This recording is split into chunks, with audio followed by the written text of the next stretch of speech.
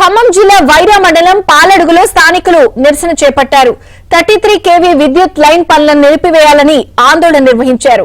విద్యుత్ స్తంభాల ఏర్పాటును అడ్డుకున్నారు. ఈ కరెంటు లైన్ తో ఇబ్బందులు ఎదుర్కొంటున్నామని స్థానికులు చెబుతున్నారు.